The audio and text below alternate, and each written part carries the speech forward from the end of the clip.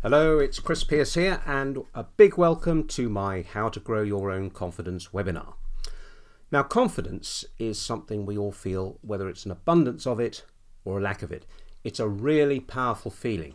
It can lead us to do extraordinary things on the one hand, but on the other, the lack of confidence can hold us back from achieving the very things we most want to do. It quite literally makes or breaks people. Just consider those you know who miss out on fantastic opportunities through a crippling lack of confidence, or those that we secretly envy because nothing seems to get in the way of them reaching their goals. Well, in this webinar, I'm going to show you how you can access that feeling of confidence regardless of who you are and what you've done, so that you can start to ignore all those voices, yours and others, that tell you otherwise. Now, the first thing you need to know is this, and it's that confidence has nothing to do with competence. What do I mean by that? Well, we're often told that to be confident at doing something, we need to be competent at it first. Makes sense, doesn't it? You're not going to be confident at doing brain surgery until you've had many years of experience. It stands to reason. But this is the biggest mistake so many people make.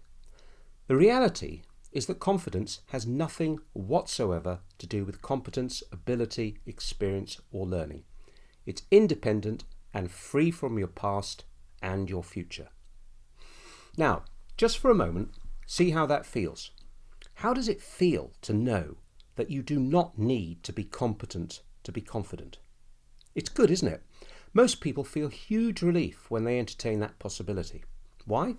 Well, because it means that confidence is available to you unconditionally. It's here and now in bucket loads, and all you need to do is decide to be it, to be confident. Now, before you start to puff your chest out and swagger around, I'm not talking about the kind of overconfidence that results in bravado, arrogance, bluster, or smugness. No, this is a very quiet but powerful knowing that you will find a way of meeting any challenge that you face. You won't know how, or maybe when, but you will know deep down that you have access to the resources that you need if you choose. Now, that's a big claim, so how do I back it up? Well, I suggest that you have already felt this kind of confidence before and used it successfully. We all have. And if you've experienced it before, you can experience it again. So I'd like you to cast your mind back to when, as a child, you first learnt to ride a bicycle. I'll bet you that, in your childlike innocence, you knew, quietly, that you would learn to ride that bike. You were confident. You may not have known how, or how many times you would fall off, but you had full confidence that you would eventually learn. And it's the same many years later. The only difference is that now, instead of being led by what we want to do, we tell ourselves what we can't do. And guess what? When we tell ourselves that, it becomes our reality. Henry Ford was reputed to have said, "Whether you think you can or you think you can't, you're right." He knew that our thinking determines our experience. So to grow your confidence, all you have to do is ignore all the nonsense that you tell yourself and find that quiet sense that you can do what needs to be done if you choose. To help you do that, remember these 5 things. Number 1, confidence is a choice. Number 2, it's there all the time if you choose to feel it. Number 3, it has no dependence on anything else, particularly experience or competence. Number 4, it's not arrogant, smug, boastful, or superior. It's quiet but certain. And number 5, you've felt it before, so feel it now. So far, so good. And now we know we can feel it at will. Let's consider what can derail and obscure it. One of the biggest enemies of confidence is worry, which is the perpetual imagining that everything's going to go wrong and end in doom and failure. Essentially, worry is you telling yourself that bad things will happen. It plays like a broken record, and we invest much of our time and energy in it. But isn't it a good thing to consider the worst case outcome, to expect the worst and be pleasantly surprised when it doesn't happen? That's the reason many worriers use to justify their habit. Well, yes, it's not a bad idea to be aware of all the possible outcomes, but that's not worry, that's planning. Worry is replaying the worst case over and over in your mind, and here's why it matters. Take a look around you and observe all those things that are man-made. Your desk, your clothes, laptop, carpet, the building you're in, etc., etc. Every one of those items started life in someone's imagination. Without someone having had an idea and growing it in their imaginations, none of this would exist. The imagination is the birthplace of all things man-made. It's a powerful thing. Now, let's consider worry or anxiety in these terms. Worry is using your imagination to create something you don't want. Now, why, in the name of all things good, would you ever use your most powerful creative faculty to develop the very thing that you don't want? There's only one way to describe that: madness. And yet it's such a human thing to do. I do it, you do it. But from now on, as soon as you catch yourself doing it, stop and use your imagination for better things. Gently, over time, I guarantee you'll find yourself catching the worry habit before it can affect your feeling of confidence. The other habit that we need to address is telling ourselves that we can't.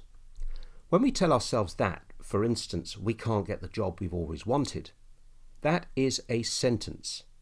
It's a sentence grammatically speaking, but far worse, it's also the kind of sentence that a judge passes when you are tried and found guilty of breaking the law. It takes away your freedom and imprisons you. So never listen to that inner voice telling you you can't do something when you know it's what you want and it's the right thing to want. And if you're not sure what's right or wrong, just ask yourself two questions. A, if you really want it, and B, whether anyone will be affected adversely by it. So the next time you're waiting in a busy place, take a few moments to look at people as they pass and ask yourself, how are they feeling? Chances are you can tell something by the way they walk and their posture. What we're feeling often reflects in our bodies and the way we carry ourselves. Confidence is particularly evident in the way we use our bodies. When we feel a lack of confidence, this can show through drooping shoulders and poor posture, frowning, and even avoiding eye contact. But when we're feeling confident, we stand upright, look calm, relaxed, and we also appear alert and ready. But here's the thing. Not only does confidence affect the body, but the body can also affect your feeling of confidence. In other words, we can boost our confidence by adopting a confident posture and demeanour. So in shifting to a more confident bodily expression, we can start to tap into that innate sense of confidence that is always there for the taking. Now, another priceless insight for those of you that seem to struggle with confidence, and that's me too, is that some of the most apparently successful people have also struggled with the same, and in many cases still do. I've worked with CEOs, chief executives, who, behind the veneer of power and success, are plagued by feelings of self-doubt, lack of confidence, and low self-esteem. Some of them even have what is known as imposter syndrome, where they are beset with ideas that they are not worthy to hold the position that they're in. Crazy, isn't it? But few of us are totally immune to it. Some of us know how to tap into that feeling of confidence when we need it. And finally, I'd like you to consider the phrase "fake it to make it" as a viable strategy for success based on confidence. Now that might sound outrageous to anyone that prides themselves on their honesty and integrity. But when you consider carefully the growth and development of an individual, you'll see that it is all based on a series of tiny fake it to make it steps, each one leading to something greater, rather like the child learning to ride the bike. And if that doesn't convince you, then just reflect on why exactly Richard Branson called his record company Virgin. The reason? He knew nothing about the business he was getting into. But that didn't stop him, did it? So just to summarise, remember, confidence is there to be had regardless of what you've done and who you are. Access your own inner confidence by refusing to listen to your inner dialogue telling you that you're not worthy, competent, or lucky or good enough to do what you want to do. Banish that negative soundtrack from your mind and replace any worry with the opposite. Dream about the successful outcomes and fulfilling your aspirations. Thank you so much for listening, and do join me for more in my personal growth series of webinars. For now, goodbye.